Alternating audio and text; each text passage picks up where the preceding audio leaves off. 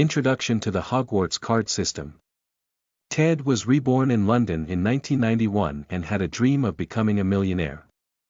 As a result, Hogwarts wrote a letter.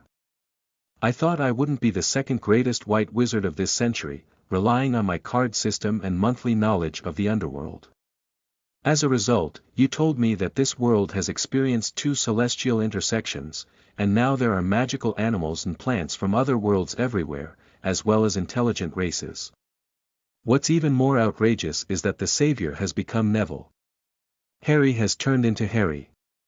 980, come play with me on E&D, right? Then no one wants to live system, upgrade. Chapter 1. Owl letters crush rich dreams. You are listening at novelfull.audio. This is a cramped room that is somewhat dilapidated and dim. Judging from the degree of peeling on the walls, it is estimated that the last maintenance was more than a decade ago. The 4 old wooden beds and the table next to them are also the same, almost wrapped in pulp.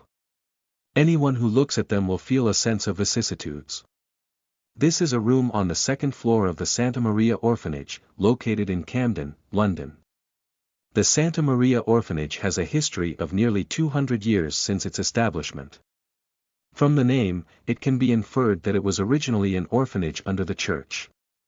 However, in recent years, the business of the church has also been average, leading to a tight economic situation for the orphanage. Ted looked around and then looked at his tender and fair little hands, confirming that he had traveled and was soul-piercing. The current time is June 30th, 1991, located in an orphanage in London. I am an orphan and I am 11 years old. It can be confirmed that I have a golden finger because there seems to be a golden light in my mind. As long as you focus, you can get information. The system is starting. His current name is Ted Epiphany. Tedric carries the meaning of supreme gift. Epiphany is epiphany, which also means enlightenment. The reason why the mother of the orphanage gave Ted this name is because on the night of Epiphany on January 6th, she dreamed that someone was talking to her. I can't remember the specific content of the dream clearly, but when I woke up and opened the door to check, I saw Ted, who was just born in swaddling clothes, at the entrance of the orphanage. Epiphany, also known as manifestation, originates from the Greek word epiphania, which literally means appearing or known to man, meaning Jesus showed his divinity 3 times to the world. It holds a very important position in Christianity. So the mother thought it was an auspicious sign, so she adopted him and named him Ted Epiphany. The general meaning is the sacred gift of Epiphany. Ahaha, time travel. What a beautiful thing. Ted rested his hands on the back of his head and leaned against the bedside wall, happily mocking himself. The economic conditions of the St. Mary's Orphanage are not very good, or to put it bluntly, it is just a few steps away from bankruptcy. Now religion has declined, and since the Declaration of Human Rights in 1789, religion has been secularized. For over 200 years, although churches are still everywhere, it is a world of difference from before. If in 10 or 20 years, the priest wants to go on the news, he can only go on it with the little boy. So although you don't go hungry in an orphanage, what you say about balanced nutrition is a bit absurd. Ted touched his ribs, and the 2 ribs were very clear. Complaining is not enough. What else can we complain about if we can live again? But the current situation needs to be improved to some extent. Malnutrition makes it difficult for people to grow taller. Find a way to make some money, don't need too much, just improve the food. Tisk, it's not easy to handle. Ted calculated for several minutes and realized that the situation was not good. In my current situation, I can't do any work and no one wants child labor. You can't go begging, can you? Hey, there's no resource that can be utilized. What can be utilized? What do I have now? He suddenly remembered something and turned his head to look at the corner of the wall. There are some trivial trinkets and personal items, as well as an old guitar that has worn off paint. This guitar is also considered an elder in the orphanage, probably given to an orphan by a kind-hearted couple about 7 or 8 years ago. This orphan gave his guitar to a smaller orphan before being adopted. After the orphan was adopted, he gave the guitar to Ted's roommates, but Ted's roommates were also lucky enough to be adopted one after another, and in the end, they left the guitar to Ted. A guitar passed by 6 or 7 hands is like a family heirloom of an orphanage. There are 4 wooden beds in this small room, but the other 3 roommates have all been adopted, leaving me alone. Ted picked up a small round mirror and took a photo. The child had fair skin, delicate features, and bright and lively eyes, which could be said to be very cute. It shouldn't be. Oh, I understand. Black hair, black eyes, and yellow skin, Asian or Chinese. Well, there is still a big difference between people from Southeast Asia and those from China, such as Xiaobangzi, Xiaori, or Southeast Asians. At least Ted can tell. Well, you don't have to expect to be adopted anymore. Let's start our own business by relying on ourselves and working hard. As one ages, the likelihood of being adopted decreases. Ted took the guitar and swept the strings to try the sound. Let's make do with it. After tuning, try playing. To be honest, this old guitar is a bit too big for his 11-year-old body. He's not much taller than the guitar. But it's good to have it. Street performances are always better than begging for food. The next day, the golden finger remained unchanged. Ted found an old city map and began to consider the location of street performances while recalling his limited outdoor experiences. It's too far, I can't walk too far with my small body. Safety first, don't go to too messy places. Don't improve the food, instead it's being abducted and sold. Another thing is that there is a lot of traffic, so it's best to have some leisure time. Places with too few people or people rushing to do things are not good choices. Fortunately, there is a famous Camden market in the Camden district where I am located. I will choose a nearby place to play and sing on my own. I hope the lords and ladies of London can be kind-hearted. But don't be too kind, you can't see the poor. It took 20 minutes to persuade the nanny, after all, it was close. Walking for more than 10 minutes, and the security was also good. Now that the orphanage is like this, Ted's intention to help support the family only moves her. On the first day, it was Grandma who accompanied Ted and played and sang for over 3 hours. Her throat couldn't bear it before closing the stall. I earned £4.35. This year, it's probably enough to eat 2 or 3 meals at KFC. After all, an 11-year-old boy playing and singing on the street is quite eye-catching. Thanks to the blessings of his previous life, Ted is still good at playing and singing, and most children have good vocals. And Ted is quite familiar with some classic European and American songs. So there are also many kind-hearted ladies and gentlemen extending a helping hand. Praise them, may they all have twins. On the way back, Ted and Grandma bought a lot of cheap fruits and vegetables. Grandma was overjoyed and said, "Little Ted, I didn't expect. This way, I can feel a lot more at ease. I didn't expect Ted to have such a skill. At least in a few years, he will leave the orphanage and have the skill to eat. Mammy and the other 4 or 5 of them have to take care of dozens of children in the entire orphanage, from 1 or 2 years old to teenagers. Even if they care about Ted more, they can only ensure that he has enough to eat and is not bullied." Do you know if she knows Ted can play and sing? She only knows that Ted likes to play with that old guitar. As for who I learned from, I don't know, and it doesn't matter. Several consecutive days have passed, and Ted has become familiar with the road. Grandma is also at ease, there is no need to follow every day. Ted found some old newspapers and magazines in his spare time these past few days and briefly confirmed the situation. Very good, I haven't seen any historical changes. The time of World War I and World War II, as well as some major events, have not changed. That is to say, I was reborn in London with a constantly restarting golden finger system. The startup speed lags behind 100% of users nationwide.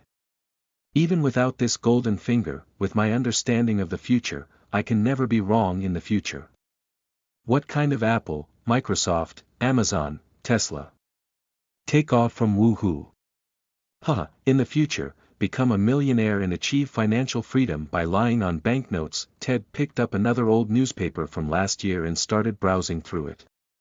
There is no useful information, but I did see an urban rumor in the corner of the 4th edition. It said that a few drunkards saw monsters with horns, half humans, half sheep on their heads in the suburban wilderness. Take a look, even big newspapers need to sell well. Why don't you just say there are demons outside of London? Sales will definitely be impressive. The title is Shocked. Is there such a gorgeous monster outside London? A middle-aged man's legs are weak after waking up from drinking. Why? Be vigilant. If your kidneys are not good, don't go to the suburbs. Direct sales champion for several days in a row. Ted's income was quite good, and most of it went to the orphanage to buy groceries, leaving some pocket money for himself. Until July 7th, Ted returned from the market and didn't have time to catch his breath. Before he could put down his guitar, he heard someone knocking on the window. Ted was startled and said, "This is the 2nd floor." Upon closer inspection, there was actually an owl outside the window. It's holding an envelope in its mouth and peeking at itself. Ted took a deep breath and carefully opened the window.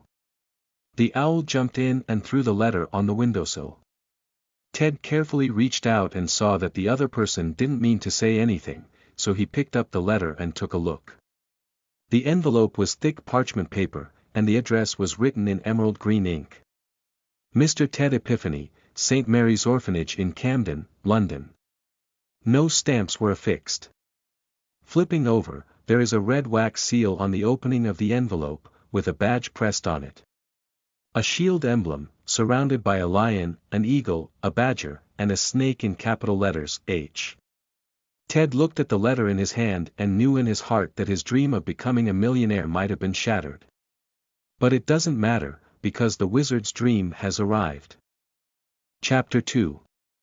Roaming Cats for One Time. You are listening at novelfull.audio. At this moment, Ted's heart was filled with infinite joy. Even being a millionaire in an ordinary world is not as exciting as a world with magic. I want to become a wizard now. Be careful when opening the letter. First page. Hogwarts School of Witchcraft and Wizardry, Principal Albus Dumbledore, President of the International Federation of Wizards, First Class of the Merlin Order, Grand Magician, Chief Magician of Isengard. Dear Mr. Epiphany, we are pleased to inform you that you have been granted permission to attend Hogwarts School of Witchcraft and Wizardry. Please find attached a list of required books and equipment. The semester is scheduled to start on September 1st. We will be waiting for your owl to bring you a reply before July 31st. Respected Vice Principal, Female, Maliva McGonagall. Page 2. Uniform first grade freshmen need to 1. 3-sided plain work robe, black. 2. A plain pointed hat for daytime wear, black. 3. A pair of protective gloves, made of dragon skin or similar materials, 4. A winter cloak, black, silver buckle. Please note that all student clothing must be adorned with a name tag. Textbook. All students are required to prepare the following books. Standard Spell, Beginner, written by Miranda Goshak. The History of Magic, written by Bashida Bashar al-Assad. The Theory of Magic, by Adibi Wolflin. Beginner's Guide to Metamorphosis, by Emmerich Switch. 1,000 Wonderful Herbs and Mushrooms, by Felita Spool. Magic Potions and Potions, by Arsene Giggs. Where Are the Magical Animals, by Newt Scamander. The Dark Arts. A Guide to Self-Defense, by Quentin Trinbou. Other Equipment, a wand, a crucible, made of tin, standard size 2, a set of glass or crystal small medicine bottles, a telescope, a brass balance. Students can carry an owl, a cat, or a toad. Parents are reminded that first year students are not allowed to bring their own flying brooms. 2 sheets of parchment, with a thick and heavy texture. Holding it in hand can't help but make one's heart surge. What Apple Jobs, what Microsoft Bill Gates, what Tesla can't break, I won't serve you anymore. I'm going to learn magic. A passionate voice echoed in Ted's heart. Learn magic, find old Dang, 800 stainless steel crucibles. The 4 major colleges have strong relationships, and the 10 professors have strong technical skills. Hogwarts has a large scale, with 2,000 students spread throughout the world. Stable work with high income and guaranteed lifelong employment. Hey, there. Protect. Obstacle. Goo goo goo. The owl on one side looked at the excited and fantasized boy, feeling a little impatient. Owl. I don't work overtime, I'll tell you. Sorry, please wait a moment. Ted was awakened by the owl and took out a pen and paper to reply. Of course, you can't just say. I agree to enroll, quickly let Dumbledore come and pick me up. You have to pretend to be hesitant and skeptical, and use language that suits your age. Then please trouble Mr. Owl.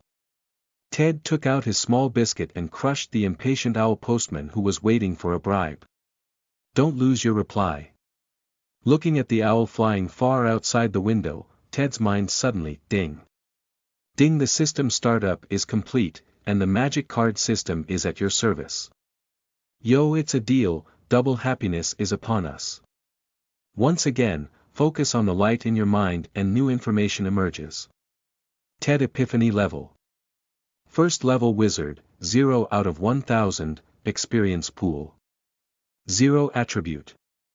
The average value of various attributes for ordinary adult muggles is 5, Strength 3, Constitution 3, Agility 4, Intelligence 6, Perception 6, Spirit 7, Charm 6, Luck.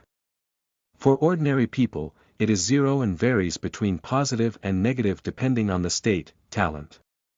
Foreign knowledge, gold, skills. Magic LV1, Magic Resistance LV1, Magic. None, card, none, task. None. Without waiting for Ted to examine in detail, there was another ding sound. Ding, trigger task. Magic World. Blue. Are you missing the only magic school in Great Britain? Enrollment is mandatory. Goal. Successfully enroll in Hogwarts. Reward. 500 experience plus LV1 magic, random card. I didn't expect it, did I? There is magic in this world. Then came another prompt. Ding, the talent, knowledge of the other realm, gold, is triggered to obtain knowledge. A few pages of Mind Power Handbook, blue, dot. A few pages of Psychic Power Manual, blue. It records the employment experience of some psychic sorcerers. 400 experience is required for redemption. A card image appeared in my mind. This is a card with a blue border. In the card picture, there is a person with patterns around his head that resemble gas or flames, as if he is controlling objects in front of him through some kind of power. Each sub-item of the TED induction system presents information one by one. This system can collect experience points, store them in the experience pool, and use them to upgrade professions, cards, and magic. I may have some magical bloodline and was born a level 1 wizard, which is why Hogwarts wrote this letter. If you have 1000 experience, you can now upgrade to level 2 as a wizard, gain 1 attribute point, 1 skill point, and receive a new talent every 4 levels. Not to mention the attribute points, as the name suggests, they are simple and clear. Skill points can upgrade skills, but now there are only 2 options. Magic and magic resistance.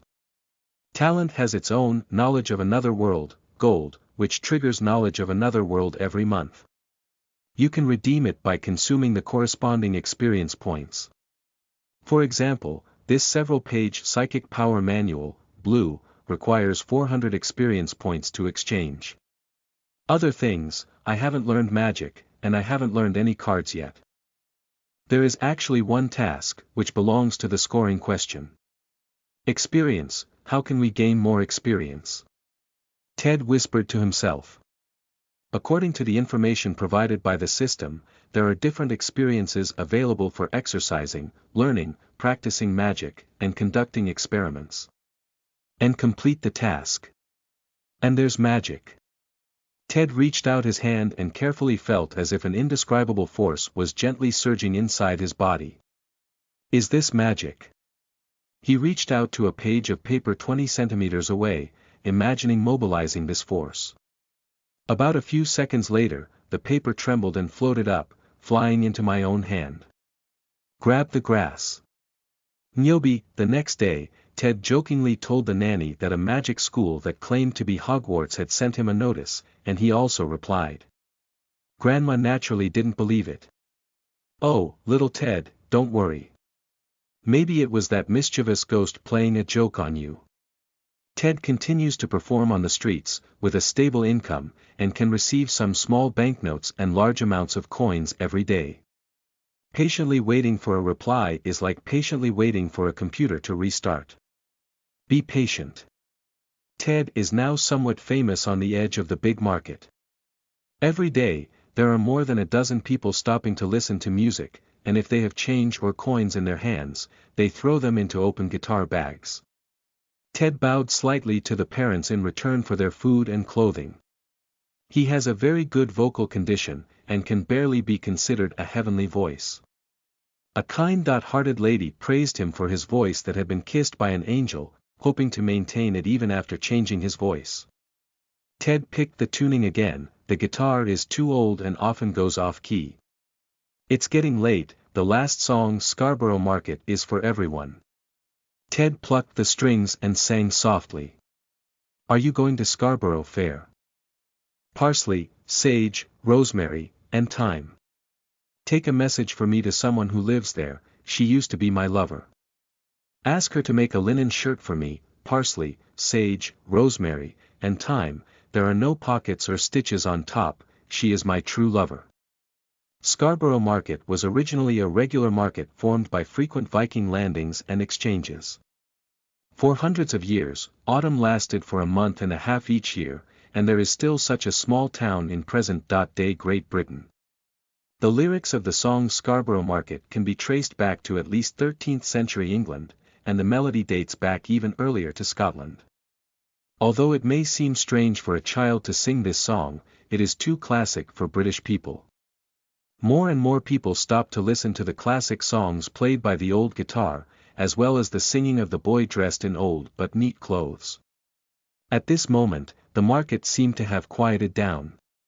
Just as everyone was lost in the singing, a silver-bottomed tiger spotted British short-haired cat squatted on the railing not far away, listening to the song. In fact, Scarborough Market is not only a market for muggles, but also the largest and busiest market for 17th century English wizards. But with the passage of time, prosperity no longer exists. This song with a hint of sadness was created by the Muggle family of a wizard. This is not only a classic song from the Muggle world, but also a classic song from wizards. The singing stopped, applause rang out, and the audience generously praised. Many people threw change into their guitar bags, and Ted bowed back one by one. He simply packed his things, carried his guitar on his back, and came to the homeless man in the nearby corner. The hat in front of the homeless man only had scattered coins, indicating that his business was not doing well today. Ted touched the dog next to the homeless man, put a few penny coins into his hat, and raised his fingers to his eyebrows, giving a gentle salute. Good luck, sir, he said in the homeless man's thanks. Ted noticed the cat squatting on the railing beside him. Just reached out and grabbed it, then casually grabbed a few. The short-haired cat first froze for a moment, then became anxious, fiercely broke free, jumped to the ground, and ran away like the wind. Ted thought it might be because his cat riding skills had declined after traveling, but he didn't pay attention and rushed back to the orphanage. Along the way, the tiger-spotted English short dog followed him stealthily. The gaze of someone who wanted to cut a knife couldn't be hidden. I hate humans without boundaries the most, hunting moments. Ted had just entered the door and greeted the grandmother when the door behind him, which had just closed, was knocked on. Outside the door was a tall lady in her 40s and 50s, dressed meticulously with a hairstyle, wearing glasses, a strong aura, and a serious expression.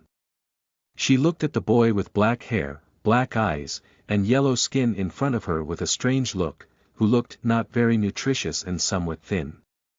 Mr. Ted Epiphany. Yes, it's me. I am Professor Mileva McGonagall, the Vice President of Hogwarts. I guessed it, and I also guessed that I accidentally hurt you just now. It's broken, I need the dog to take it with me. Chapter 3. Dreams of Wandering Diagon Alley. You are listening at novelfull.audio. Wait. Grandma was a bit surprised. Are you saying, the school that teaches magic? Are you really not in? Mammy didn't say the joke behind it. After all, Professor McGonagall's aura and expression make people cannot help but show a lot of respect. This is an aura that only comes with serving as a teaching director for many years. Professor McGonagall had an extra wand in his hand and gently pointed to the grandmother, as if a blurry pronunciation was being pronounced in his mouth. Then Grandma's attitude changed. Oh, welcome Professor McGonagall, I hope little Ted can enroll in your school. That would be great. You guys talk, I'll go get you some tea. She walked away. Ted looked at the wand in Professor McGonagall's hand and said, Is this magic? It won't have a bad impact on Grandma, will it? Professor McGonagall's expression relaxed a bit, and the corners of his mouth slightly curled up. Don't worry, Mr. Epiphany, this magic won't have a bad impact on her. She will only feel that you have entered a good school and will feel very at ease. He said. She used her wand to light the plate on the coffee table again, and it suddenly turned into a sparrow, flying around the room before landing on the coffee table and becoming a plate. Ted showed a surprised and excited expression. Wow, amazing. Professor McGonagall nodded and said, Mr. Epiphany, you have special abilities that other children don't have, right? Ted looked at the guitar on one side. It shouldn't be about me singing. Are you referring to this? Ted reached out to the cup on the table. The cup began to shake and then flew into his hand. Oh, well done. Professor McGonagall looked at Ted again. Few little wizards are able to control their magic without receiving education. This is a very talented child. So, come with me, I'll take you to buy some necessary things. Professor, I want to say something to Grandma.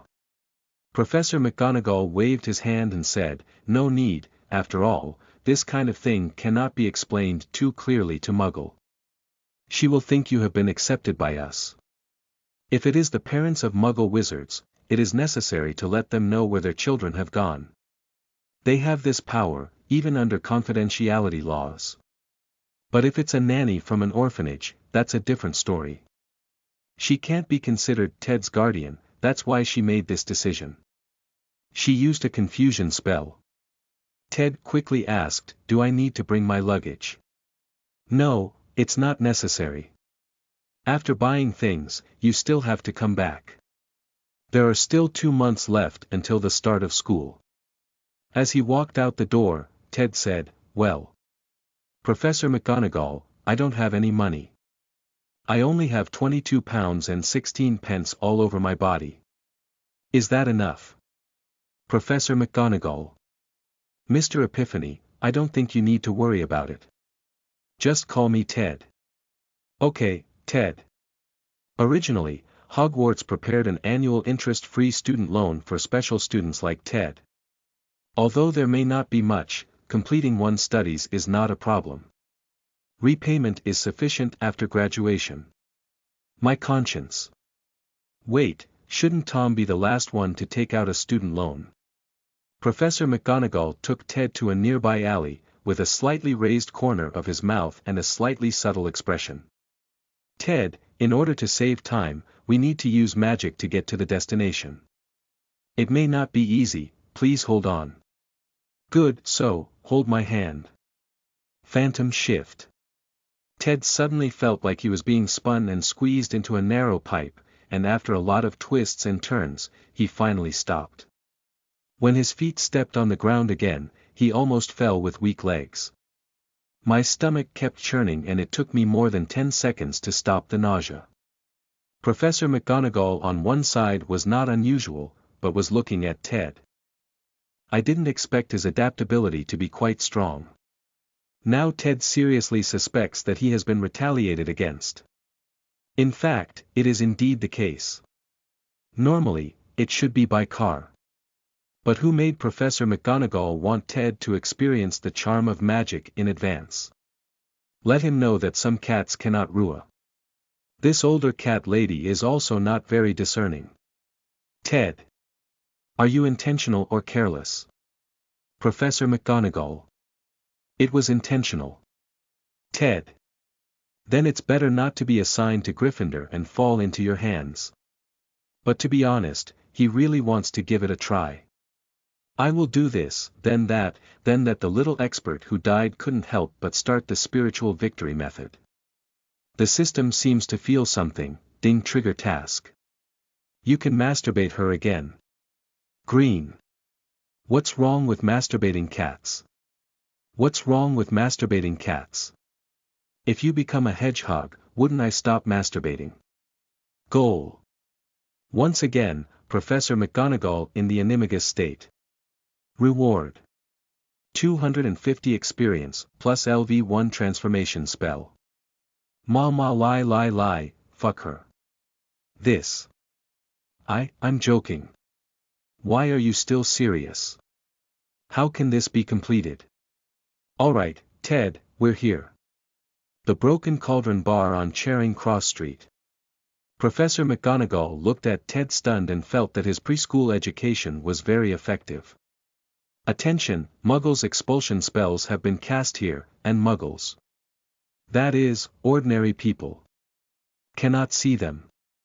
Ted looked up and saw a tiny facade, probably not much larger than a single door. The door plaque protrudes an iron rod and hangs a wooden sign with no words on it, but a large pot that has leaked. It's a big one that can stew a child. It is located between a large bookstore and a record store, and although its style is peculiar and eye-catching, no one passing by here looks at it. Professor McGonagall pushed the door open first and walked in with Ted. The bar was a bit dim, with oil lamps lit up. No wonder it was pitch black, like a nightclub. By the way, it seems that electrical appliances cannot be used in the wizarding world. How much did you get a magic lamp? Oil lamps and candlesticks are too outdated, right? Some long, square, or circular wooden tables are arranged haphazardly around. There are some strange-looking wizards in strange costumes drinking and chatting. Many people proactively greet Professor McGonagall. Tom Abbott, the bald boss behind the bar, put down his glass and greeted Professor McGonagall. "Oh, Professor McGonagall, it's been a long time since I saw you. Are you going to pick up this year's new students?" Professor McGonagall nodded and said, "Yes. I'll take him to Diagon Alley to buy something." "Oh, that's great. My granddaughter is also a freshman this year." After a few pleasantries, Professor McGonagall walked out with Ted from the back door of the Broken Cauldron Bar, which seemed like a dead end. There is a trash can placed by the wall. "Remember the way to open it," Professor McGonagall said. "With a wand, start counting 3 blocks from the trash can and then 2 blocks from the side. Knock it." Immediately after, the very thick brick wall began to change. With a gurgling sound, the bricks began to retreat in overlap, and an arched door appeared.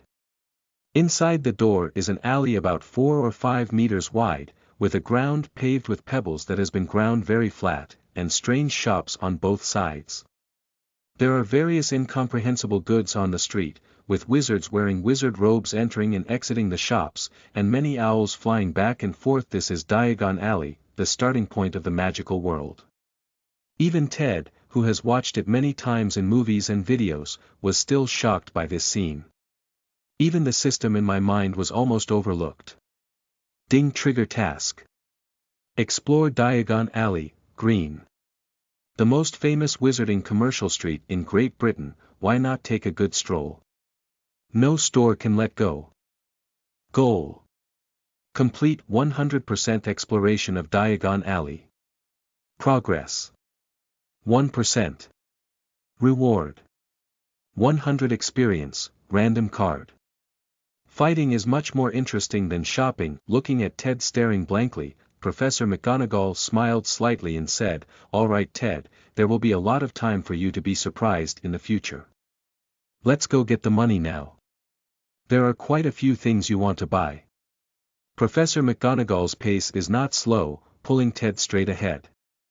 Ted looked left and right, his eyes couldn't see it at all, and he could only follow forward in a daze. After walking for 5 or 6 minutes, the two of them arrived at a fork in the road, and Professor McGonagall finally stopped. Across from the fork in the road is a 3-story white building. The other stores have a maximum of 2 floors, and most of them are made of wood, but this building is made of white stone, which looks quite imposing from a distance.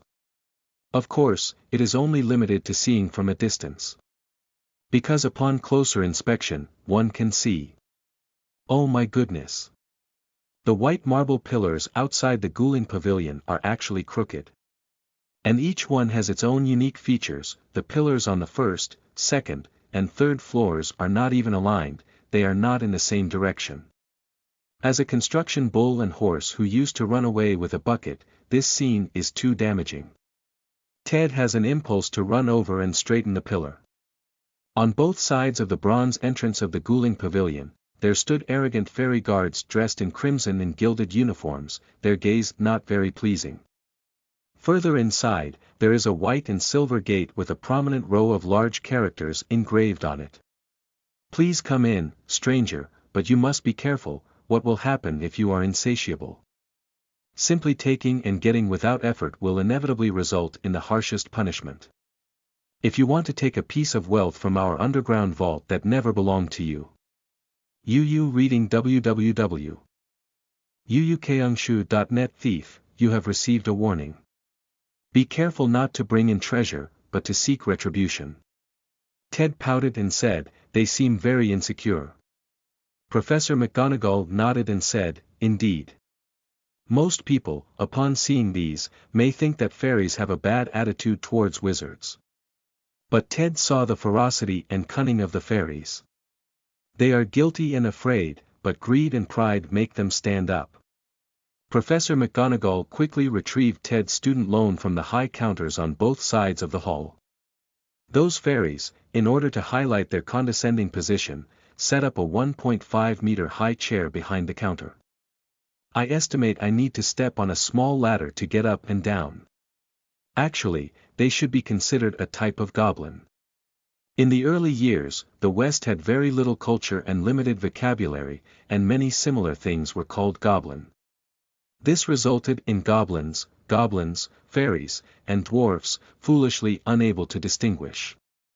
The appearance of fairies is really far from human aesthetics, and they really can't make it to the surface. In Ted's view, calling a monster is more appropriate than a fairy. There is a poem that proves. The body is as thin as a dwarf by 5 centimeters, the body is as tall as half an inch, with a broad face, a concave nose, amber eyes, sharp ears, venomous teeth, and a hanging knee fist. The nail hammer shakes the shocking sun and moon, the wolf moves through and tears at ghosts and gods, and there are brothers everywhere in the 9 provinces. The nickname is Goblin. Their concept is very unique, believing that what they make is their own, and the fees paid to them are treated as rent. As long as the first-generation owner dies, they have the right to reclaim things. At the beginning, Gryffindor's fairy crafting swords was falsely accused by them, but they ended up being beaten very badly. Ted. Don't make me become a goblin killer. Chapter 4. Working is mandatory. You are listening at novelfull.audio. The first thing to do with money is to buy a wand. The Ollivander Wand Store has an old and narrow storefront, with a wand placed on a faded purple cushion in the showcase window. Above the door is a peeling golden signboard, which reads, Ollivander, who has been making excellent wands since 382 BC. If the words on the sign are true, then when their family started making canes, Plato was still alive. At that time, when countries were still hammering each other during the spring and autumn period and the warring states period, his family had already started making magic wands. Professor McGonagall pushed the door in, and the copper bell next to the door was stirred, making a crisp sound. The store space is not large, except for the counter and a bench. There are only thousands of narrow cardboard boxes with wands stacked all the way up to the ceiling. The store has severe dust accumulation, which is a bit unacceptable for a wizard who can clean up a new one. Ted looked to the left and saw an old man with a hairstyle that was not much better than Einstein's, silently turning out from behind the shelf. "Oh, Professor McGonagall, long time no see. So, this is the little wizard who's going to enroll. This is Ollivander, the great cane maker of Great Britain." Reaching out, with Ollivander's words, a ruler flew up from the counter and automatically began measuring Ted's height and arm span. "Which is the preferred hand?" "Right hand." "Try this one." He waved his hand and a box flew over. 12¼ inches, with a peach blossom wood body and a male unicorn tail hair core. Suitable for shape-shifting. Oh no. Ted had just reached for his wand, but before he could wave it, he was snatched away. "How about this one? Cherry wood, phoenix tail feather." Ted waved his wand and said, "Bang bang." There were two loud noises, and the wand almost flew out. "No, no, no, this won't work," Ollivander shook his head. "Ted. It really doesn't work. What I need is a wand, not a kick. What about this one? Walnut wood, dragon heartstring." This time, the wand let out a piercing scream and flew out directly. "Did you change your mind this time?" "I tried 7 or 8 in a row, some of them reacted too strongly and some performed well, but I still felt that the magic was slightly blocked and not very smooth." Ted is very sensitive to magic and can sense the subtle mismatch between his wand and himself. Although it's troublesome, Ollivander is always happy about it, just like playing Tetris, waiting for the suitable vertical bar to appear. Professor McGonagall also appeared very patient on the bench on the side. "Ollivander. Ha, picky little customer, I like it. Let's take our time." Ted thinks his hobbies are somewhat pathological here in Ollivander. The wand only has 3 types of wand cores: phoenix feather, unicorn hair, and dragon heartstring. However, wands produced by other wand manufacturers may have other wand cores, such as Furong's wand core, which is Maiwa's hair, her grandmother's hair. The original work mentioned another German cane maker, Grigovich, but I don't remember the ending afterwards. Just as another box flew over, Ted felt something different. He hasn't seen the wand yet, but a faint attraction has already emanated from inside the box. Ollivander gently stroked the wand and began to introduce it. Cedar wood, with phoenix feathers as the core, is 10 3/4 inches long, and the handle has simple horizontal ridges to prevent slipping. The texture is tough. Ted received the wand and felt that the magic was very smooth, even stronger and more active. With a gentle wave, a large number of ribbons and fireworks flew out from the front of the wand, almost filling the shop. "This time it's hua, it feels good. Wow, wow, it looks like you're a great match." Ollivander's expression was very joyful.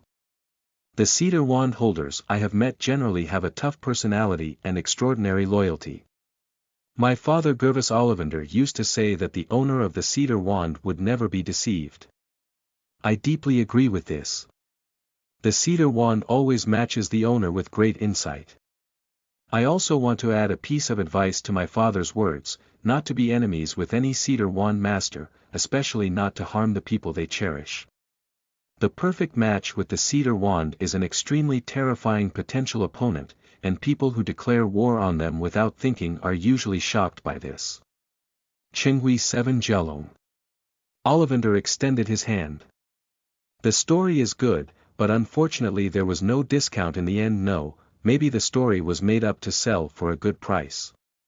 Walking out with his own cedar wand, Ted's thoughts surged in his heart. The wands of the protagonists are either the last works of your father, or the wands made by your great-grandfather from peach wood struck by lightning and the leg hair of black and white iron-eating beasts while traveling in the mysterious East. Is it so ordinary to me? You have nothing left behind for hundreds of years, but you haven't found your master's mysterious wand. It's not interesting, not at all. Although roast in my heart, the attribute of magic wand is really good. Cedar Phoenix Feather Wand, green, magic boost, plus LV1 magic enhanced curse, plus LV1 curse sharp insight, plus 1 perception note. The first wand of young people. Professor McGonagall was also very satisfied with the results. Alright, I'll take you to customize the school uniform next.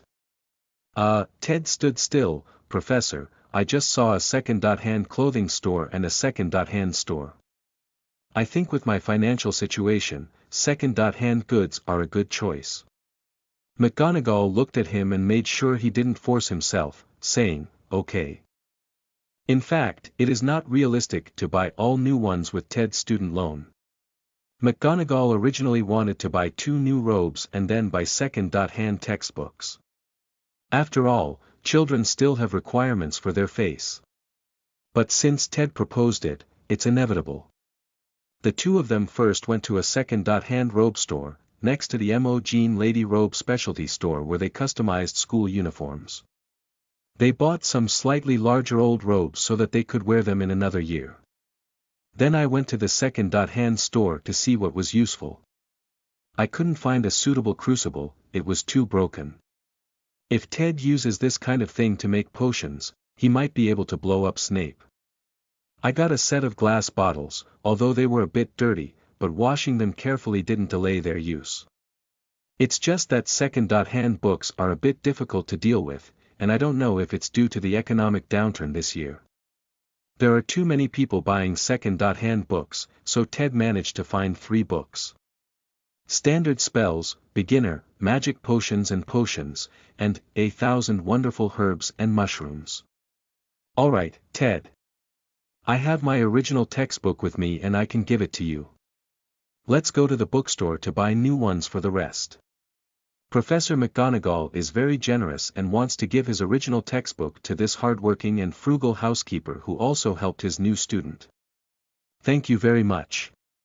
However, I would like to wait a little longer. There are still nearly 2 months before the start of the school year, and perhaps I can search for more second-hand books to save some time in Cologne. Textbooks are so expensive. If we all buy new ones, Ted's student loan will almost be spent completely. Although Hogwarts manages food, housing, and does not charge tuition fees, they don't even keep one for themselves. It really lacks a sense of security. McGonagall remembered his observation of Ted after turning into a cat. This little guy is very independent, shouldn't it be a problem? After some discussion, Professor McGonagall finally agreed with Ted's approach and handed over the remaining student loan to him, allowing him time to come to Taubaugh on his own. Professor McGonagall put Ted on the bus and left. And Ted returned to the orphanage with the second-hand goods he had bought. On the car, he pondered and finally made a decision. He had to make money himself. Either increase the intensity of singing, either work in Diagon Alley and earn a fortune directly. No need to exchange, no middleman to earn price difference. My first year's student loan was $20 but since then, I have only received $5 per year. And this year's shopping in Diagon Alley, the wand alone cost 7 gallons, which is not enough to buy second-hand ones. If you buy a brand new textbook, it will cost 12 gallons. What about the crucible and some broken glass bottles? I won't be attending the potion class on UU reading www.uukangshu.net. What about dragon leather gloves? I won't be attending herbal medicine class anymore. If Lockhart becomes a professor of defense against the dark arts next year, I'll have to even scratch someone else's textbook.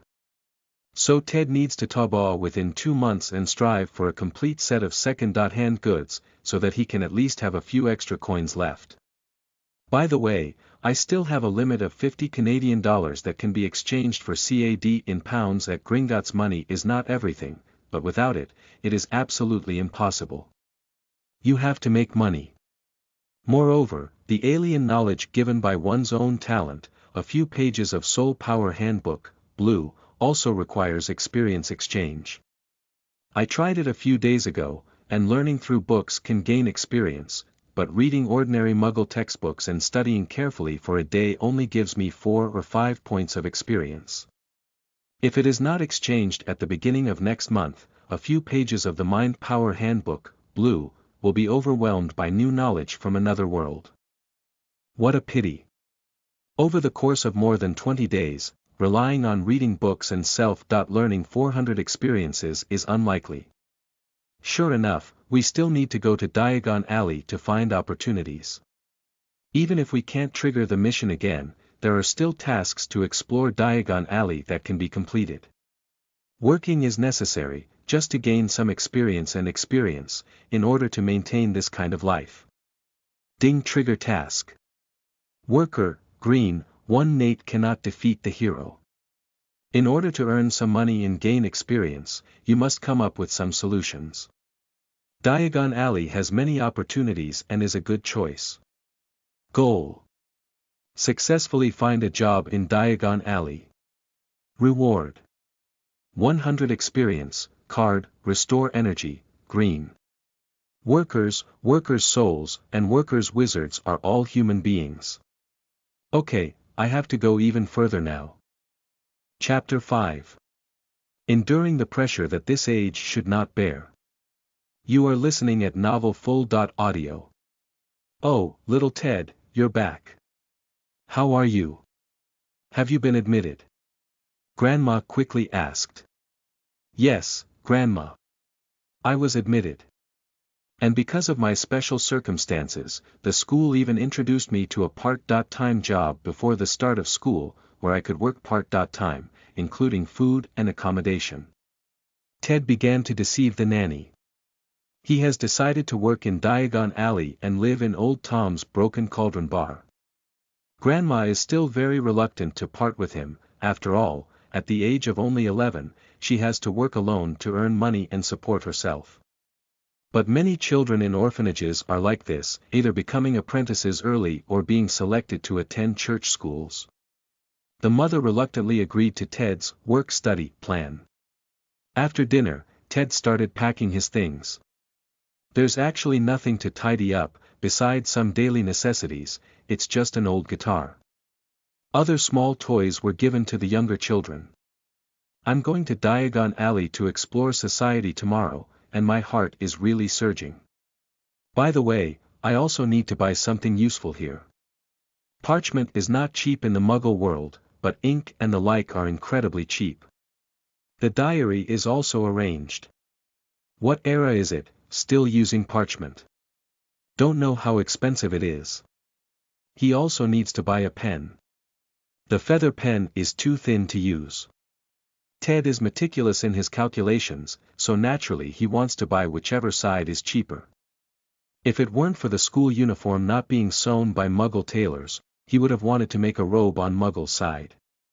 It's rare to be a bit excited, Ted actually has some insomnia. So, let's take a look at our own textbooks. In Standard Spell, Beginner, Ted plays a small flashlight in his bed and reads it carefully. I remember before I started school, the wand seemed to be used privately. Hermione had practiced magic spells at home and fixed Harry Potter's glasses as soon as she got in the car. That means there's no trace left yet. In fact, in 1875, the law on reasonable restriction of underage wizards was promulgated. The main content of this law is to restrict wizards under the age of 17 from practicing magic outside of school. I have to seize this opportunity and make good use of it. How about 2 months of time? We can't just work, can we? I am not here to earn foreign exchange in the magic world. Ted opened Standard Spell Beginner. The preface states: magic spells are different from shape-shifting spells in the following ways. Magic spells add specific attributes to an object or creature, while shape-shifting spells transform it into something completely different. Small spells are not difficult to crack, and as young wizards, the effects of the spells you learn will mostly disappear within days or even hours. Evil curses, poisonous curses, and curses are collectively referred to as black curses. This book will not cover such curses. The first curse recorded in the book is the fluorescent curse. There's not much to be said, it's a very simple description. Ted took out his wand and began casting spells according to the instructions in the book. Fluorescent flicker, no, no, no.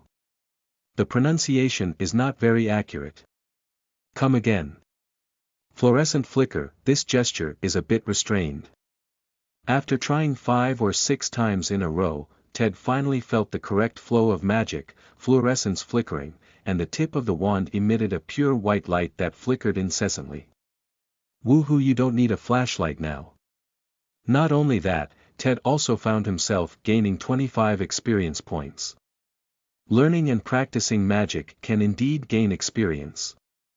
However, the subsequent use made Ted realize that only the first experience had more experience points. Later, I only gained a little experience after more than 10 attempts. After using it dozens of times, I feel like the magic in my body is empty. Well, being able to learn the fluorescent spell on the first day can be said to be a fruitful experience. With infinite anticipation for magic, Ted, whose magic was empty and somewhat tired, finally fell asleep. The next morning, bidding farewell to the tearful grandmother, Ted stepped onto the bus. The broken kettle bar is still so dim, illuminated by candlesticks or oil lamps. Those wizards who drink are eating a candlelight dinner. I don't know if the flash curse can last forever. There is a kind of advanced magic of immortal fire that can burn continuously. Who can bear this smoky and burning fire? If we can make a magic lamp, it will definitely sell well. And this wall is too mottled, it's like a rough house. If brushed with white or putty, it would probably be much better. Of course, perhaps wizards like this medieval style. Oh, you were a freshman yesterday, what's your name? Boss Tom noticed Ted sliding the door and dragging his suitcase in.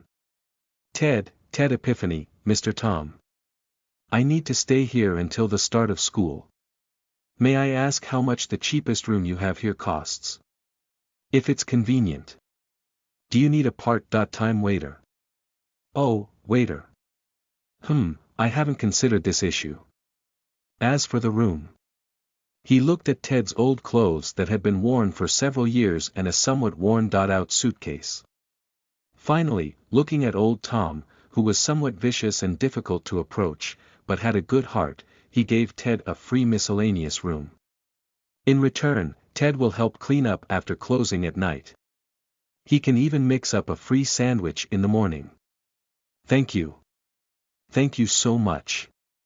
I have to say, there are still many good people in this magical world. After all, for wizards, cleaning can be done using magic, which is not a difficult task. Old Tom is really helping Ted.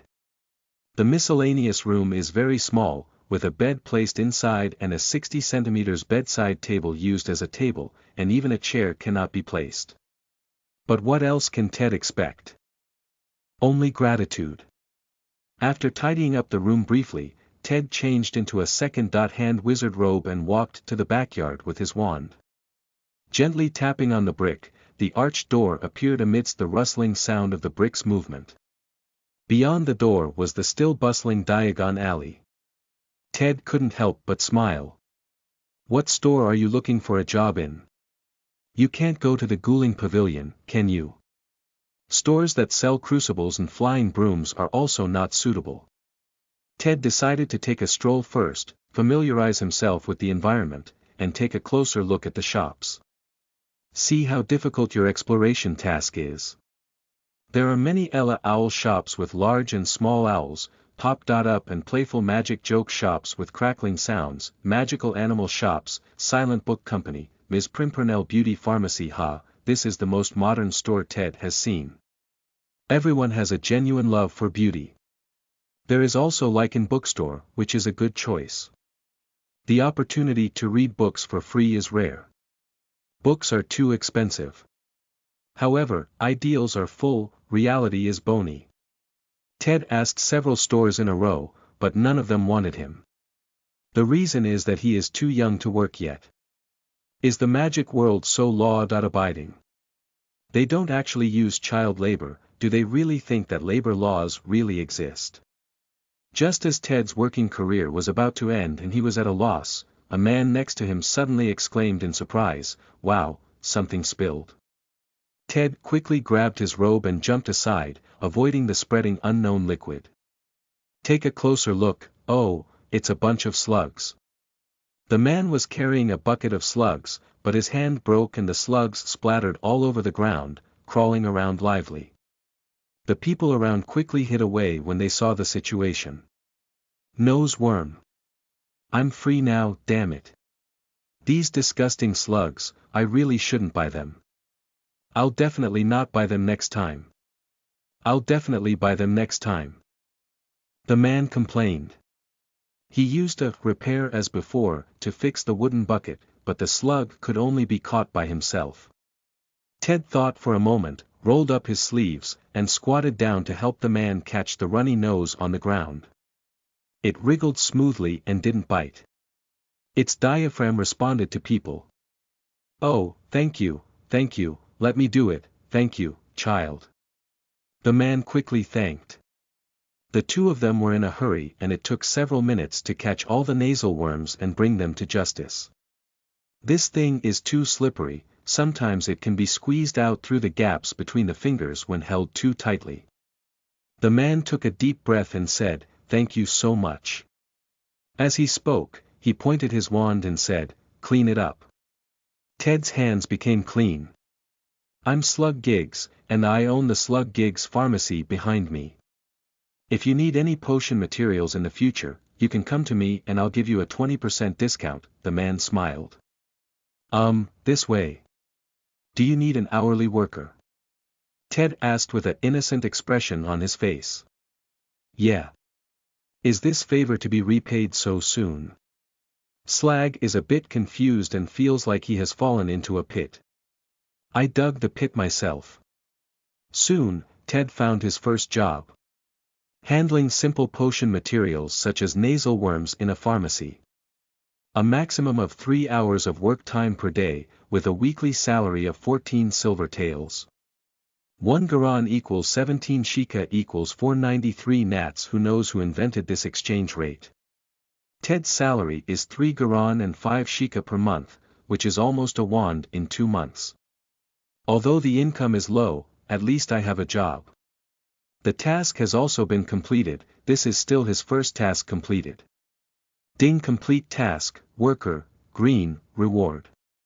100 experience, card, restore energy, green. There are 100 more experiences in the experience pool of the character column, and there is still more than 800 experience left before upgrading. There is also more than 200 experience left before redeeming the several pages of Mind Ability Handbook, blue. Powerful. And he also got his first card. This card has a green striped border, and on the screen of UU reading www.uukangshu.net, a humanoid figure opens its arms and tilts its head, with a green light swirling around it. Restore energy, green, spell card consume a small amount of magic and restore a portion of the consumed stamina. Cool for 4 hours. Ted took the opportunity to try and was able to restore his tired self to a state of energy. It's roughly equivalent to drinking a free bottle of Vitality Tonic every 4 hours. Let him work more energetically. Tian Xian has chosen a worker, it belongs to me. "Ha, Mr. Tom, I have found a job." "Really? That's great. Let's have a butter beer, it's on me." Old Tom was also very happy when he heard the news. "What kind of job are you looking for?" he asked as he placed a large oak cup of sparkling butterbeer in front of Ted. "It's the Slug Gigs pharmacy, I'll help handle some low-grade herbs." "That's great. What's the specifics?" "For example, dealing with nasal mucus. Use special gloves to roll off the mucus and throw it into a bucket, then use a silver knife to scrape open the nasal mucus, squeeze out the internal organs, lay the nasal mucus flat, and wait for drying." Old Tom was stuttering.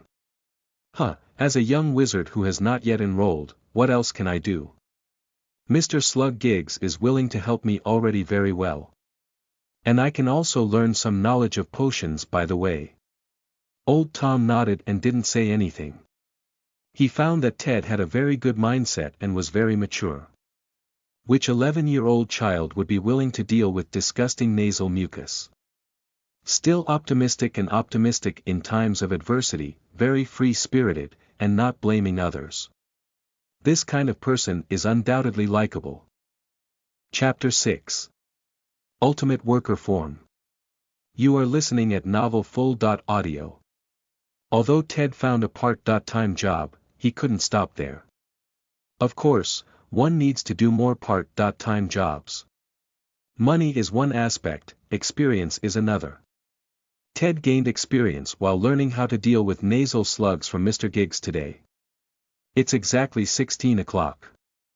Although dealing with nasal mucus on one's own is rare, there will always be 1 or 2 experiences gained from dealing with more than 10 of them. Then have a few more jobs. Volume. Roll it up. After 2 days, Ted finally filled his free time. In the morning, I helped old Tom tidy up the bar briefly, then ate my own simple breakfast and went to work in Diagon Alley. In the morning, it is the Gigs Pharmacy, which handles and processes simple medicinal materials with high demand. For example, nose worms, cutting the roots and stems of some herbs, weighing medicine powder, tying up some bird hair, and so on. He had already learned the descaling spell from Mr. Gigs yesterday. To clean up. This curse is simply a must-have. Otherwise, Ted would have been marinated with various potion materials all morning. Ted learned a lot of knowledge in the pharmacy and witnessed many advanced magical potion materials. For example, iron rhinoceros horns, feathers of the extinct bird, and the rice green pouch of the great king squid. However, Mr. Gigs only told him about the characteristics and treatment methods of these drugs, and did not let him get started. This thing is too expensive. If it were to be teased, with Ted's salary, he would have worked for several months in vain. After finishing Mr. Gigs' work at noon, I went to the magical animal pet store. Ted is responsible for cleaning, clearing feces, feeding and watering pets. There are many safe and harmless magical animals here that can be used as pets. There are plush velvet, giant orange snails, deformed rabbits, deer antler rabbits, ravens, two-tailed salamanders, purple giant toads, and so on. Some of the requirements are quite cumbersome, such as not being scared by loud noises, not eating food with too much water content, and so on. The work at noon is not light, and usually after finishing Ted, he needs to use the recovery energy, green, card for himself. I regained my energy and had a free lunch at the pet store. In the afternoon, I have to go to Lycan bookstore. This is where the little wizards buy textbooks. The bookstore is very large and the list of books is very complex. Ted spent most of his 2-hour working hours organizing goods. Finding some kind of book from the warehouse and putting it on the shelf. The warehouse of Lycan bookstore is very large, and Ted even found some old books that have been covered in dust. It will be at least 7 or 8 years since anyone touched them. This job is not easy either. After work, I will go back to the Broken Cauldron bar to rest and study while reading. Mainly trying some simple and safe spells. Ted didn't try anything like floating spells and shape-shifting spells. He still remembers Professor Flavian, who taught magic spells in the original work, telling the story of using a floating spell and summoning a bison to step on his back. Similarly, shape-shifting is not safe, so it's better not to try it randomly without guidance. Wait until the recovery energy, green, cools down, then try again, and then it's time for dinner. Buy something simple to eat at Old Tom's place. Old Tom usually gives away a glass of butterbeer, or 2 pies or similar. Old Tom. Your kid is still growing, eating more will give you strength. Unlike the Muggle world, by 6 or 7 o'clock in the evening, the people in the bar gradually run out. It is obvious that wizards have relatively limited nightlife. Ted helped old Tom clean up. After cleaning up, it became much simpler, just tidying up tables and chairs, placing wine glasses, and other small tasks. I clean it up many times every day, and Ted even feels that this spell is so handy now. He just opens his mouth and comes. When everything was completely fine at night, Ted lit an oil lamp in his miscellaneous room and began to delve deeper into his studies. He also took notes of his questions, and waited for the professors to answer them when school started. And repeatedly used the self-taught spells until you feel the magic in your body is empty and unsustainable. Magic has levels and proficiencies, and can be upgraded at full proficiency. After upgrading, the effect will be stronger. Of course, experience points can also be used as a substitute for proficiency, directly achieving the desired level with additional upgrades. Ted's diligence is so hard that even old Tom can't bear it anymore. He thinks he's working too hard, and his small body may not be able to bear it. This can be called the ultimate laborer in Diagon Alley and the king of magic within the realm of magic. Not at all. 10 times a month, what kind of luck are you playing with?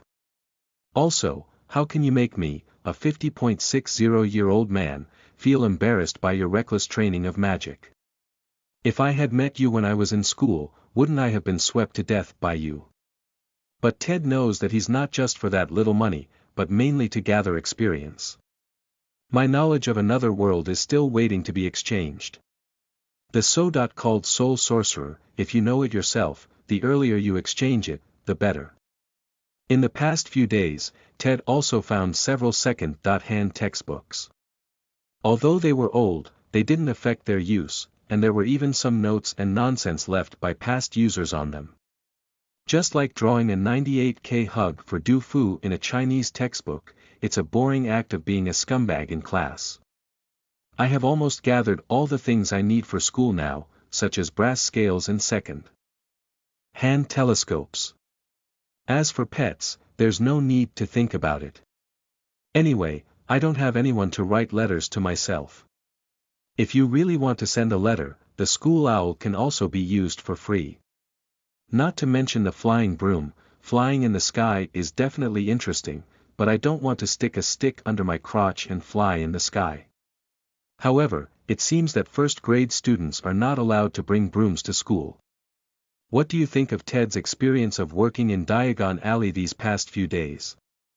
There seems to be a post-medieval feeling in the wizarding world, where while muggles are already watching TV and tinkering with computers, wizards can only read newspapers, listen to radio, and even magic radio has not yet been widely popularized. Everyone still reads newspapers and magazines every day to learn about new things in the wizarding world.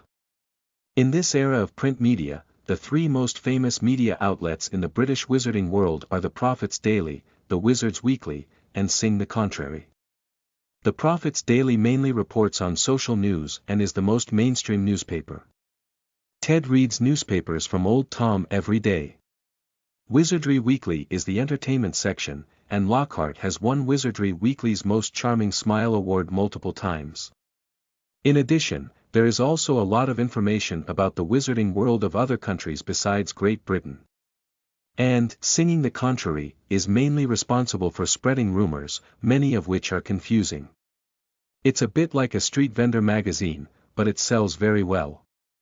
Nowadays, there are only about 20,000 to 30,000 people in the British wizarding world, which may be the reason for the existence of confidentiality laws. The population is too small, and even a small society tends to put a lot of gold on its face. This is a big village. So the village bully Voldemort is far behind Grindelwald. The pattern is too small. In addition to the global waves in England, Grindelwald also has grand goals. Voldemort engages in village fights in England and even targets the already scarce villagers. UU reading www.uukangshu.net. The population was already small, and he and his Death Eaters had to kill hundreds over the past decade. Not to mention the muggles they killed. A week passed in a blink of an eye, and on that day, Ted was processing medication at the pharmacy when he heard a noisy noise on the street outside. Through the window, I saw many people gathering outside the diagonal shop, pointing and exchanging ideas with each other.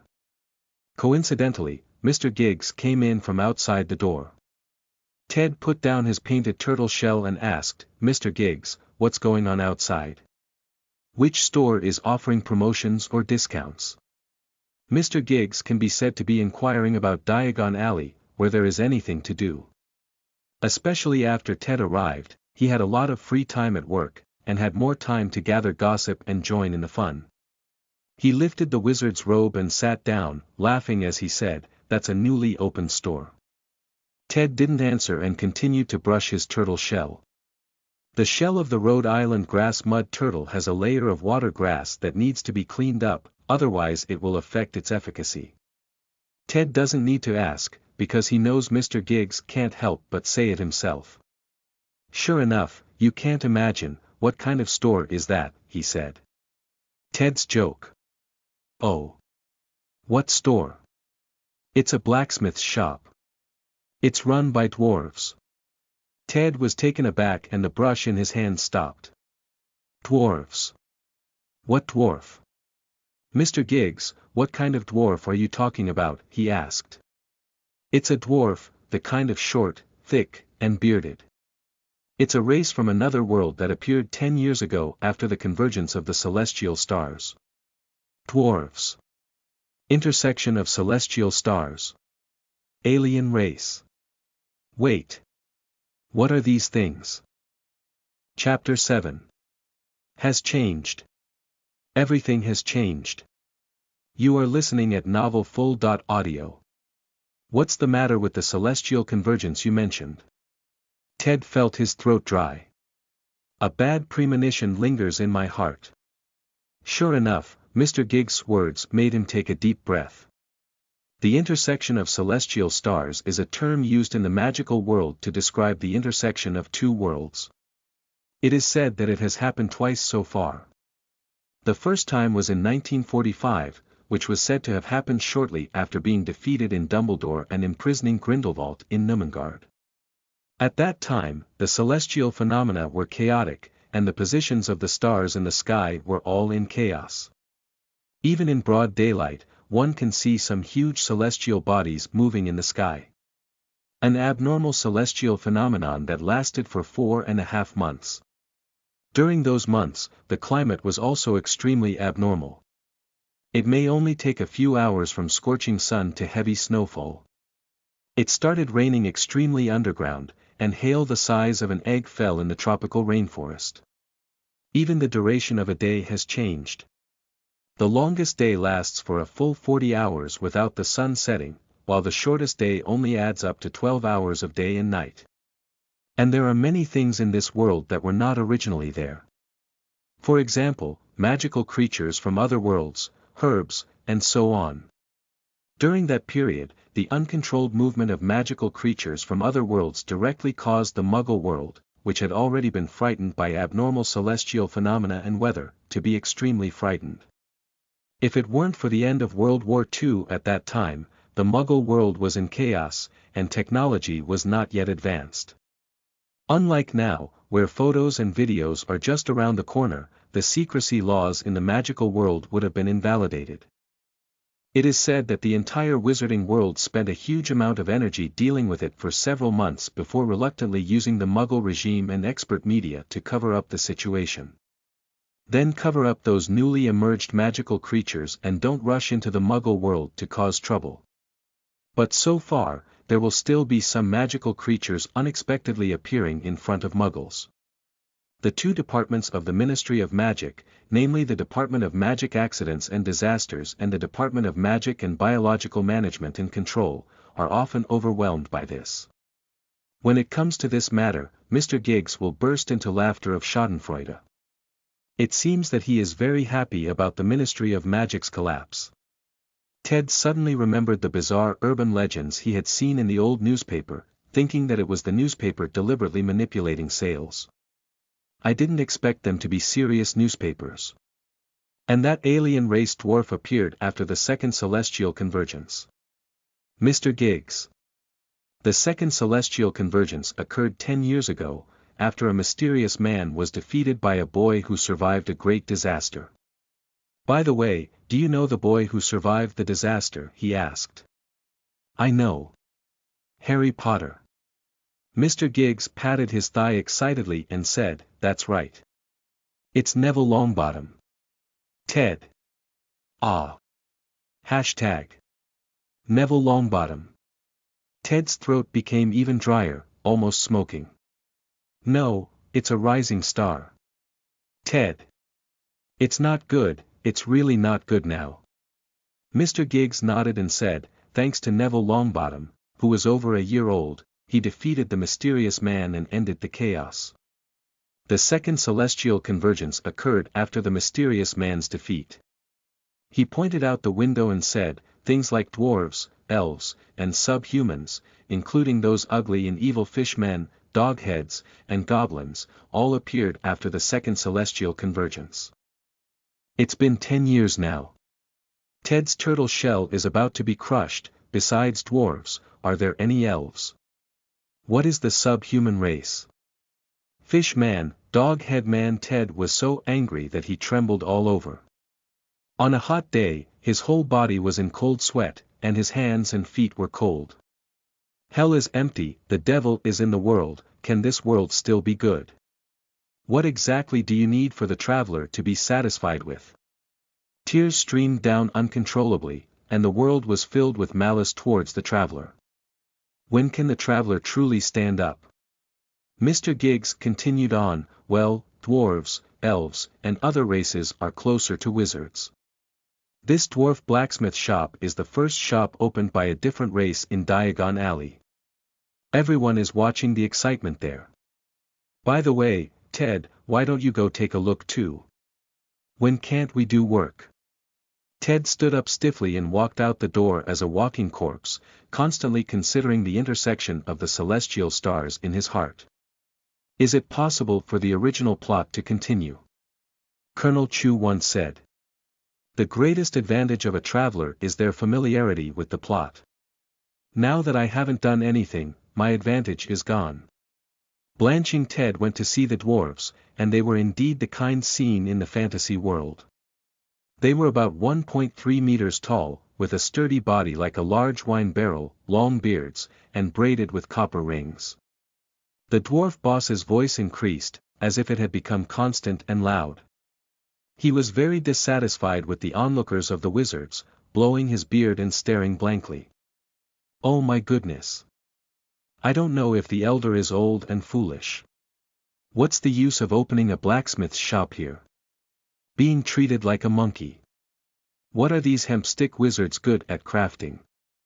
The voice echoed like a bell. On one side, a short and burly female dwarf without a beard advised, keep it down, the elder intends to let us integrate into the wizarding world. Opening a shop is the first step. Ted finally managed to stabilize his mind.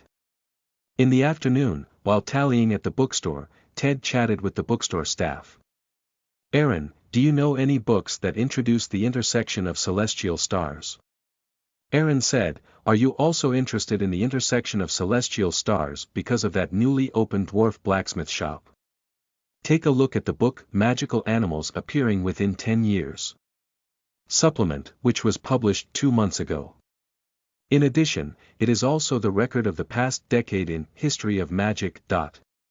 You have to know, we haven't figured out how much more this world has than before.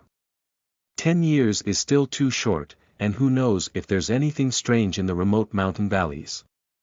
Ted briefly browsed through the book recommended by Aaron, Fantastic Animals Appearing Within 10 Years. Supplement, which recorded everything from goblin to the doghead. At present, for races such as fishman, goblin, and doghead, they have all been classified as magical animals by the Ministry of Magic. Still at a very dangerous level. Yes, these ethnic languages are not compatible and full of malice. In other worlds, aren't these just monsters? As for the history of magic, I haven't even flipped through this textbook. Who would want to read this thing? Unexpectedly, there was such a big surprise in the past decade of history. After work in the afternoon, Ted returned to the Broken Cauldron Bar. Old Tom was still wiping his oak wine glass behind the counter, as if he could never finish it.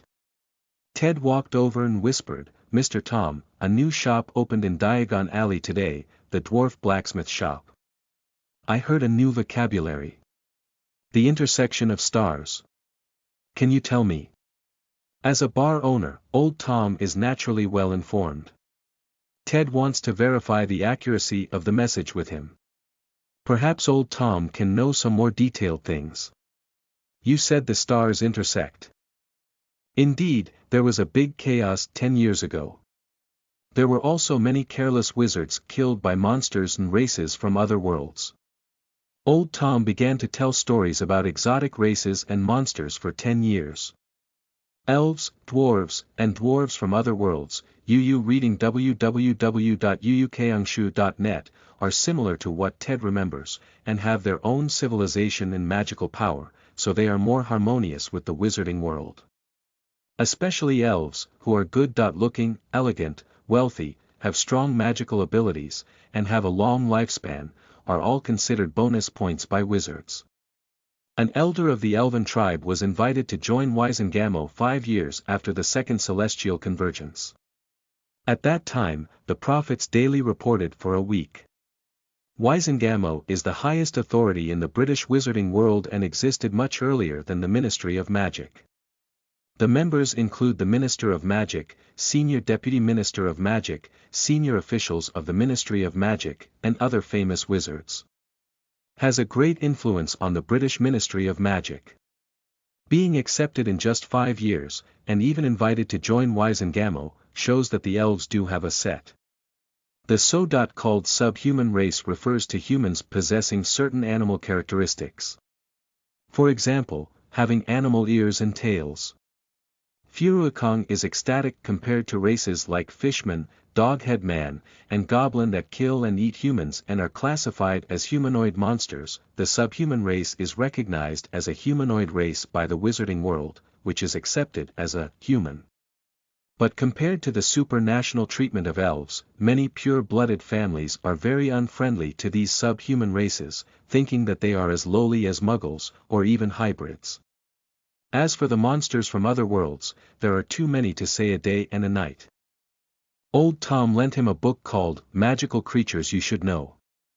This is a book only published last year, which not only records common magical animals and black magic creatures, but also records many dangerous magical creatures that appeared after 2 celestial encounters. "Take your time and don't worry," said Old Tom. Chapter 8. Self-strength is true strength. You are listening at novelfull.audio. Ted took a deep breath and asked, "Can you tell me about the boy Neville Longbottom who survived the disaster? You know, I used to live in a Muggle orphanage and only recently heard about him." "Oh," Old Tom shrugged his eyebrows, "that's right. Savior, the boy who survived the disaster, thanks to him. Otherwise, we wouldn't know what it would be like now. He survived the disaster and somehow defeated the mysterious man. After all, he was only 1 year old at that time. I heard that he hasn't shown much excellence, even a bit unsatisfactory. So some wizards think he's just lucky. But no matter what, it was because of his mysterious ability that he collapsed. We were able to sit here and talk about these things, instead of being shrouded in darkness and constantly anxious. We should all thank him." After returning to his miscellaneous room, Ted did not continue learning spells, but instead picked up a second-hand history of magic that he had never flipped through. The previous owner of this second-hand book may not have been a good child, as many character patterns on it were painted with graffiti such as beards. But it's not cheap after all, it doesn't affect its use. Ted went straight back to 1970, when Voldemort led the Death Eaters to openly confront the Ministry of Magic. Because I don't know what has happened in the original work over the past decade, I also don't know if there have been any changes. But by 1981, the situation had changed. The book records that Voldemort seized the opportunity to raid the safe house of the Aurora elite Longbottom couple. Longbottom and his wife had a chance to escape, but they ultimately chose to fight and died to protect their children. Then Voldemort had an accident while planning to kill Neville Longbottom, and as a result, he left an S-shaped scar on Neville's forehead, dead. After Voldemort's death, the world quickly experienced a second celestial convergence. If the first celestial convergence mainly brought about a huge impact on astrology, climate, and many other worlds, even animals, plants, and monsters, the second celestial convergence brought about a race of intelligent beings from another world. Elves, dwarves, and Asians are currently recognized as humans and accepted by the wizarding world. And what fish people, dog-headed people, goblins, bear goblins, are considered humanoid monsters. Although they have their own rudimentary civilization and language, they are cruel in nature and ugly in appearance. It seems that this world should be renamed Neville Longbottom. Voldemort chose Neville as his great enemy, and the savior was replaced.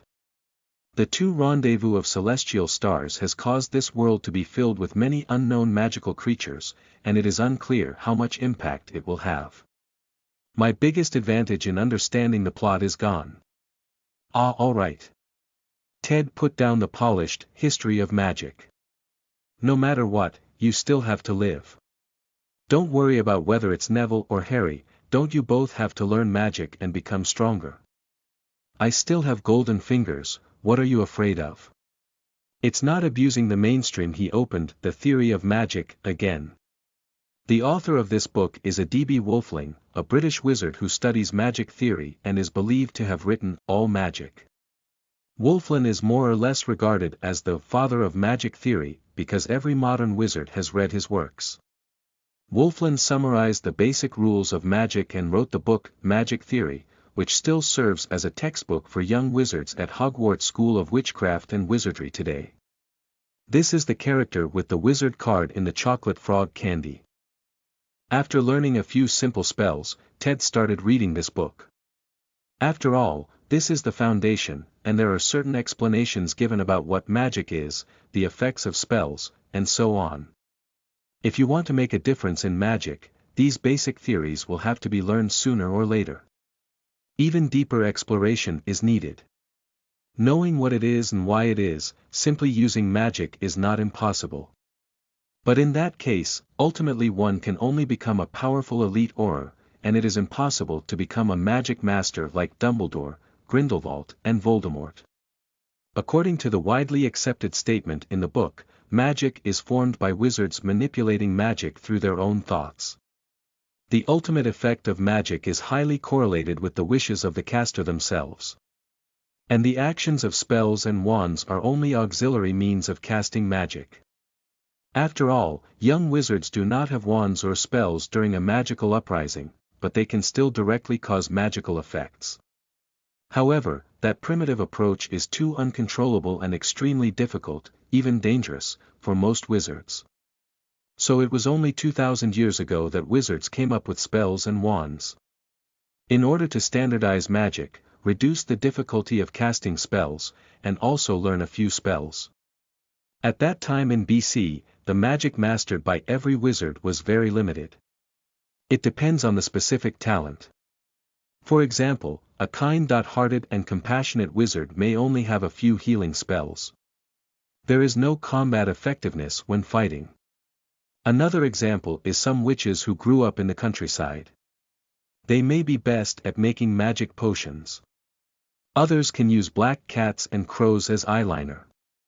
It doesn't have much combat power when fighting. There are those who are good at shape-shifting, and there are also those who are good at long-range curses. Otherwise, witch hunting actions cannot be so effective. In short, there has been great progress now. Ted picked up another book borrowed from a bookstore called Control Your Magic. A Little Wizard Must Read. This is a simple teaching for young wizards on how to control their magic to prevent a huge riot. Although the content is simple, it is particularly suitable for novice wizards to learn. In addition, Ted also has a book called The Power of Will in his hand. This is the benefit of working in a bookstore, which is being able to sell books for free deep in the warehouse of Lycan Bookstore. There are many books that have been accumulated over the years, all of which have not been sold out in the past, and there are still some that no one has bought. Ted even found a book called Invisible Monsters Invisible Book. It is said that the bookstore bought a few books back then, but they couldn't find them in the blink of an eye and never sold them. These are all free treasures, and Ted has detailed book notes to take. If he had this energy back then, Ted would have graduated from Tsinghua University long ago.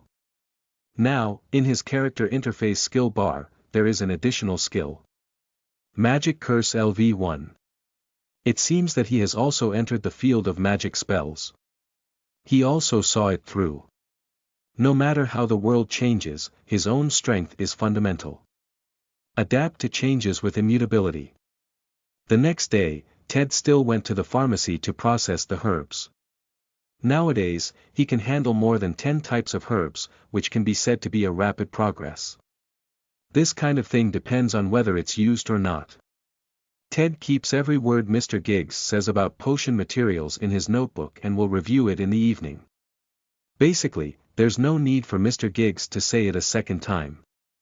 Now Giggs also feels the benefits of having a reliable child laborer in the store, which really reduces most of the tedious and repetitive work with little added value, and has to deal with low-level materials. Giggs went to stock up and came back with a backpack. Inside, it was obvious that a seamless stretching spell had been cast. Yu reading www.yuukangshu.net, he took out 5 times the volume of his backpack. What are these herbs? Ted asked. Hee. These things are not easy to handle. They are all new varieties that have emerged after the convergence of celestial stars. These few have been confirmed to have medicinal value through long-term experiments. Giggs began to show off. Look at this. He picked up an ordinary white flower. This is called Ningxian flower, which can make healing potions. Ted was taken aback. The name sounds a bit familiar. Giggs continued, unlike Baisien, therapeutic drugs can also effectively treat many internal injuries, which Baisien cannot replace. And this, the silver leaf grass, this earth root grass, are all herbs that appear after the convergence of celestial stars. As for this, Giggs took out a large glass jar filled with liquid, and something resembling a pig's brain flower floated inside. This is the water ghost brain. It's the water ghost brain. The water ghost is also a monster that appears after the intersection of celestial stars. If you go to the water's edge in the future, you must be careful. This thing is very dangerous. Ningxian Hua. Silver leaf grass. Root grass. Isn't this a herb from World of Warcraft? Is Azeroth connected to this world? The Burning Legion. As for the water ghost, Ted initially thought it was a legendary water monkey. As a result, when it comes to water ghost brain, it comes to mind. Isn't this monster material from Wizardry 3 or the World of Monsters Hunters? What did the stars intersect with each other? Although Ted gained a lot of experience today due to learning new knowledge of herbal medicine and potion materials. But he couldn't be happy. There is no well of eternity in this world. Shouldn't the Burning Legion see it? Chapter 9. Spiritual Abilities, Thighs are Myself. You are listening at novelfull.audio. Since the dwarf blacksmith shop in Diagon Alley opened, nothing strange has happened. That blacksmith shop usually doesn't have much business, nor does it make the noise of iron making as imagined. After all, it's a magical world, and there are many soundproof spells available. Of course, it could also be that there is not much business. In this way, Ted calmly spent more than 10 days brushing his experience. Including the 100 experience rewards from the previous task, worker, green, he finally gathered enough 400 experience. He can exchange for knowledge from other worlds. Over the past 20 days, Ted has worked 4 part-time jobs a day to gain experience, and finally managed to gather 300 experiences. If it weren't for the recovery energy, green, card, which can be used 5 or 6 times a day, I wouldn't be able to hold on for a few days. Ted.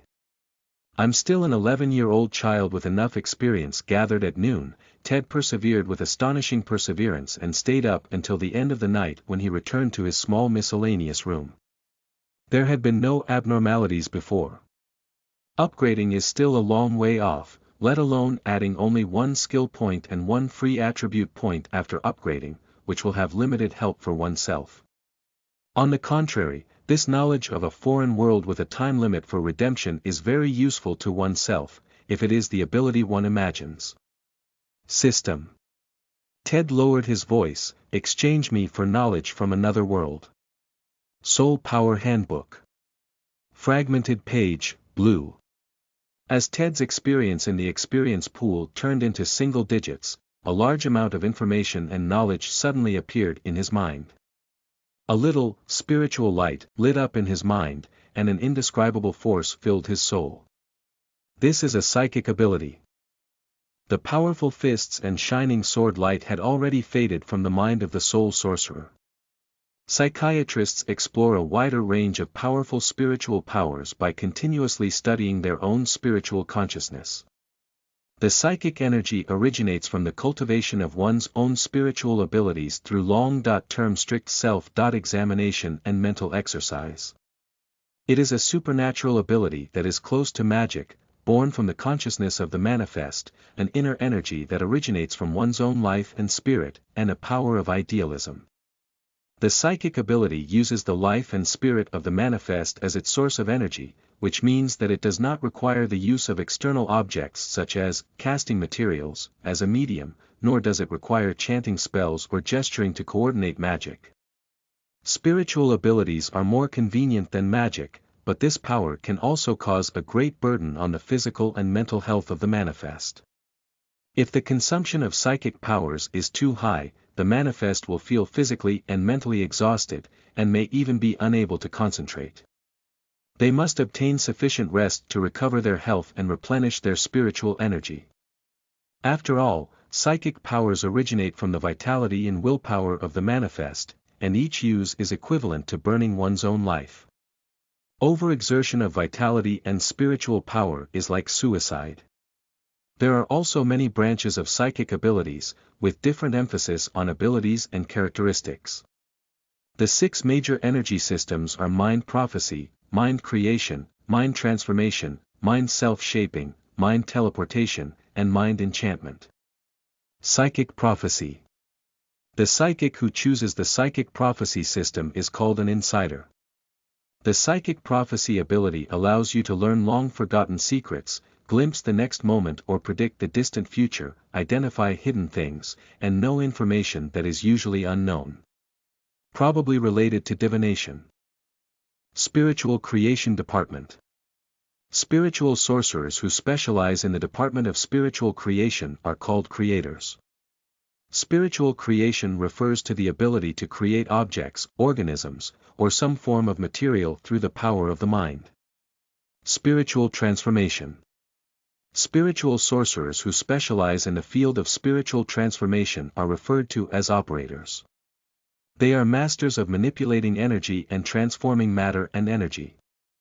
Many native abilities can cause magnificent effects far superior to ordinary psionic abilities, such as causing a target to move, melt, deform, or explode.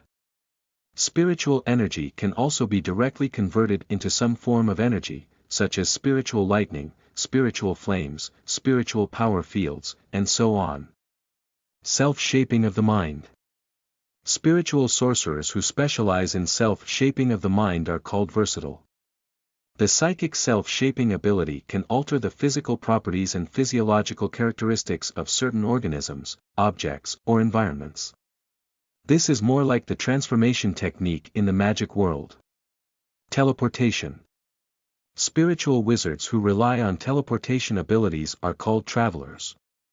Spiritual travelers are able to propel or move themselves, an object, or another creature in time or space. Spiritual Enchantment Series. The soul sorcerer who chooses the Spiritual Enchantment Series is called a teleporter. They are experts in psychic contact and the ability to control other conscious beings. A communicator can easily detect and influence the minds of others, change or dominate their behavior, deceive or destroy the will of their enemies. This is a fundamental ability of psychic powers. To manipulate the mind of conscious beings. The ability to directly explore the other person's memory and thoughts, such as soul capturing and recitation, is a typical representative. There are also confusion spells, such as the soul-taking spell. Spiritual powers can be said to be a magical ability that is no less than magic, but unfortunately, Ted's knowledge of the underworld is only blue, which is a few pages of the Spiritual Power Handbook. So I only gained very limited 3 abilities. Appraisal techniques, memory palaces, and spiritual crystal servants. Appraisal techniques can obtain information and functions of people or objects, and so on. This is the ability of an insightful person belonging to the realm of spiritual prophecy. Memory palace is a universal ability for soul sorcerers. Psychiatrists use their psychic abilities to construct a memory space in their minds, which can store scenes they have seen, heard, and experienced. Can quickly search for keywords and view memory fragments when needed. Carrying a meditation basin with you belongs to it. For Ted, the greatest function of the memory palace is to be able to photocopy all those books at a glance and never forget them. Read more carefully when you have time. The final ability of the Spirit Crystal Servant is unique to spiritual sorcerers. A psychic sorcerer uses psychic powers to replicate a portion of their own mental fragments and infuse them into a crystal, thereby creating a mental crystal servant. The appearance of Lingjingpu is a crystal structure the size of a human palm. Lingjing's servant is as intelligent as a human, because Lingjing's servant is a continuation of its owner's personality, and in a sense, the character's Lingjing's servant is also a part of it. Lingjing's servant can speak the language that the master knows. Lingjing's presence by her side will make her master's feelings more sensitive. Each Lingjing servant has their own personality. Lingjing servants can grow insect-like crystalline legs that move on their own, share some of their master's abilities, have the ability to perceive beyond their eyes, and connect with their master's mind. They can communicate with each other and help their master handle some mental calculations, and so on. It can be said to be a great help. But Ted now lacks a high-quality, fist-sized crystal. This thing will affect the ability and potential of the Spirit Crystal Servant, so we can't be careless. So I'm afraid we can only temporarily put it on hold until our strength improves and we have money on hand in the future. Although there are only 3 types of psychic abilities, Memory Palace and Spirit Crystal Servant are quite compatible. The Memory Palace can comprehensively record all the information and books Ted has read, while the Spirit Crystal Servant can help him think and calculate. If the Memory Palace is considered a hard drive, then the Lingjing Servant is an external CPU and memory module. Although there are only 3 abilities, since I have mastered this ability, I will gradually grow and explore, and always be able to research more ways to use it. At this point, the system reminds Ted that the character interface has changed. Ted opened it and took a look. Ted Epiphany Level. First level Wizard / 1st level Soul Sorcerer Experience Pool. 8 Attribute. The average value of various attributes for ordinary adult muggles is 5, Strength 3 Constitution 3 Agility 4 Intelligence 6 Perception 7 Spirit 9 Charm 7 Luck. For ordinary people, it is 0 and varies between positive and negative depending on the state, talent. Foreign Knowledge, Gold, Skills. Magic LV1, Magic Resistance LV1, Curse LV1, Mind Ability LV1, Mind Resistance LV2, Prophecy LV1 Magic. Fluorescent Curse LV1, Descaling Curse LV1, Cutting Curse LV1, Repair Curse LV1 Spirituality. Appraisal Technique, Memory Palace, Spirit Crystal Servant, Unactivated, Card, Restore Energy, Green, Tasks. Magical World. Green, can be seen again, UU reading www.uukangshu.net, masturbate her. Green, explore Diagon Alley, green. I became a psychic because I activated psychic powers. Because I have been employed as a psychic, my attributes have been enhanced, +1 perception, +2 spirit, and +1 charm. I also gained, +LV2 mental resistance and +LV1 prophecy in my skills. The source of psychic powers is spirit and will, so the spiritual attribute adds 2 points, and the sensitivity and unique spiritual attraction of a psychic also adds a touch of perception and charm to TED. As for mental resistance, it is even simpler. A psychic is an expert in playing with the mind, and naturally also an expert in mental defense. Just like how masters of mind capturing and mindfulness have mastered extremely strong brain sealing techniques. The extra level 1 prophecy, TED speculates, may be due to his identification technique belonging to the ability of insight seekers in the realm of psychic prophecy.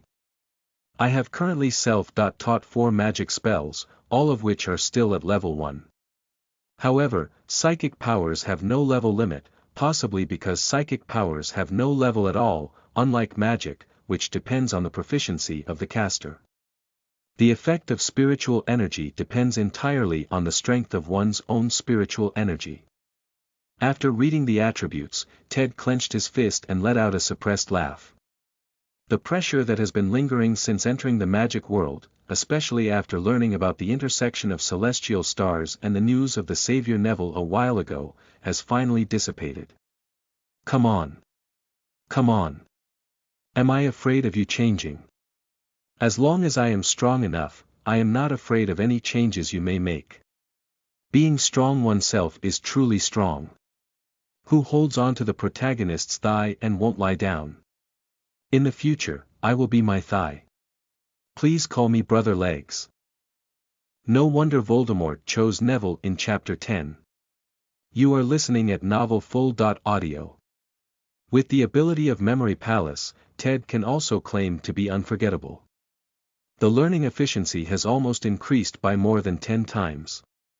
After all, you can get the secretary down first and then go back at night to slowly digest it. And after he became a psychic, he was also developing the related abilities of a psychic. The sole sorcerer he works for should have originated from a certain world in D&D, which is the worldview of dragons and dungeons. It also has its own list of spiritual abilities. Except for those special branch abilities, other abilities can be developed by oneself.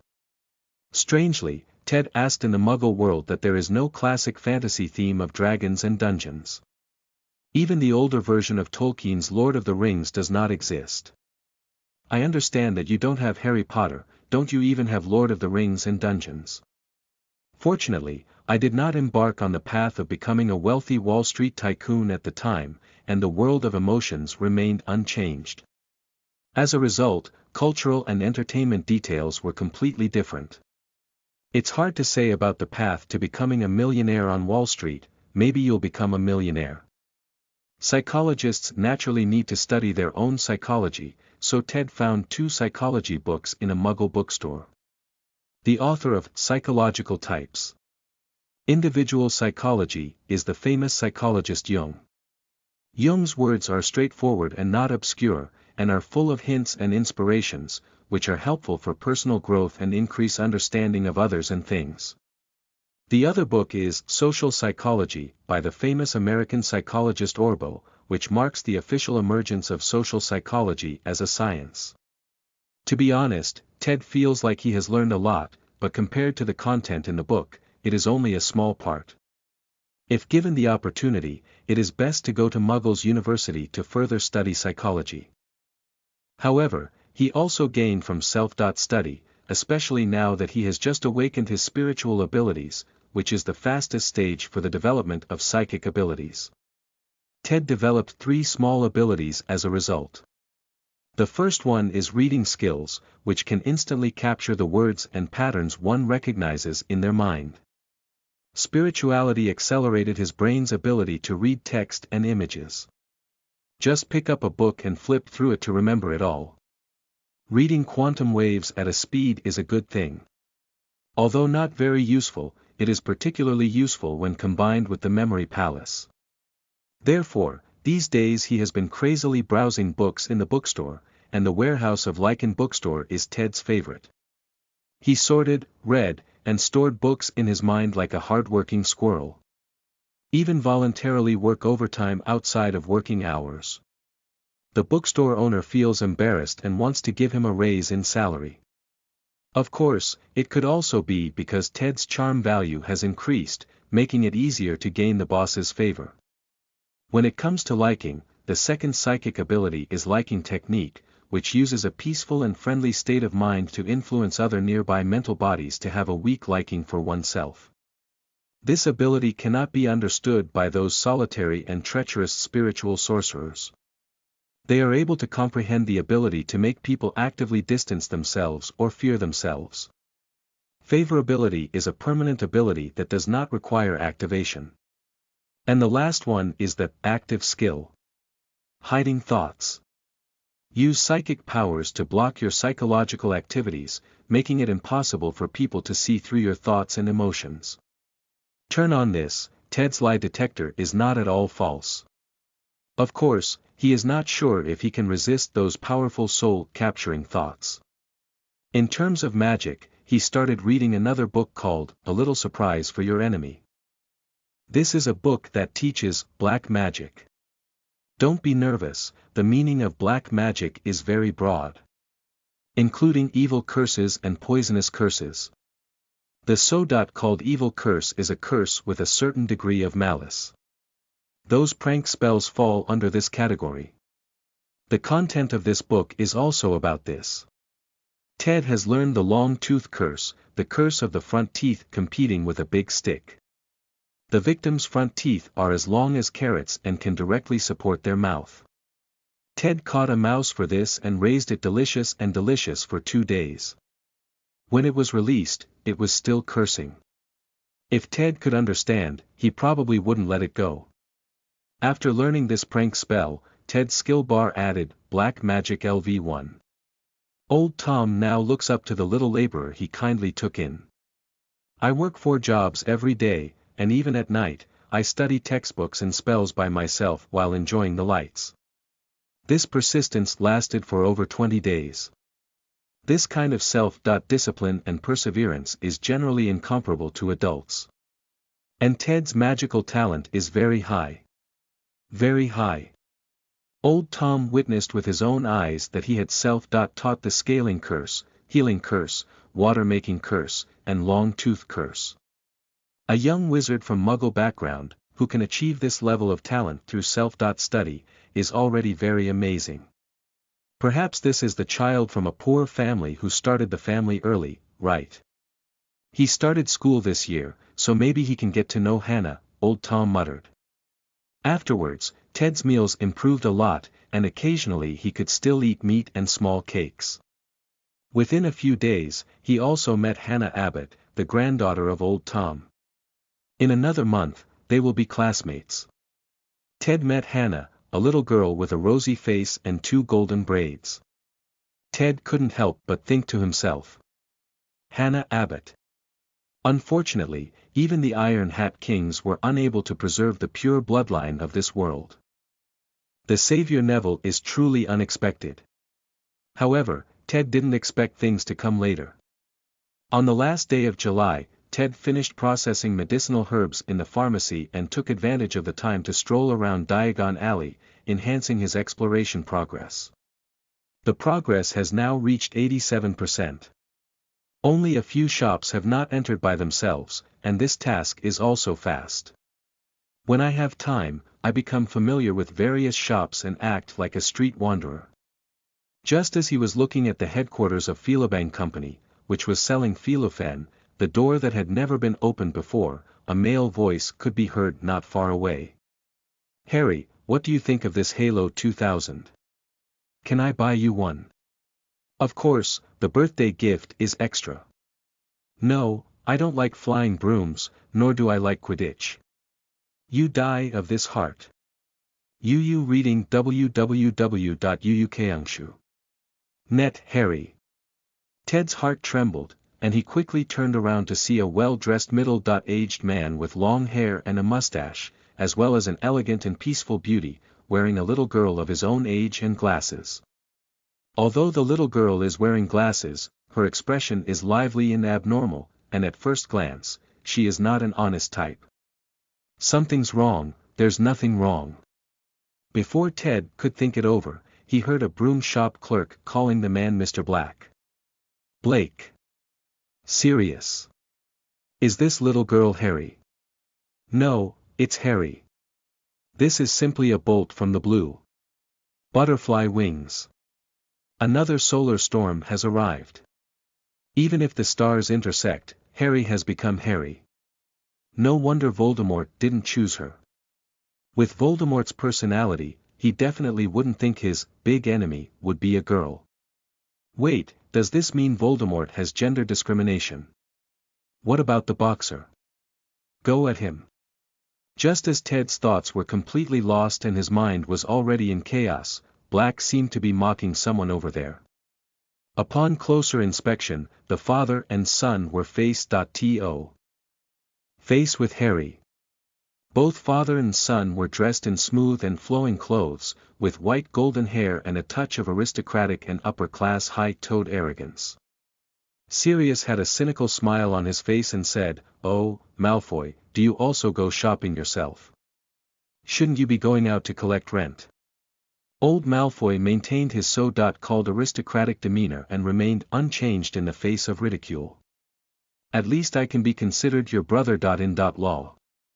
Are you just talking to me like that, Blake? What about your demeanor?" The one who argued with Sirius is undoubtedly the Malfoy father and son.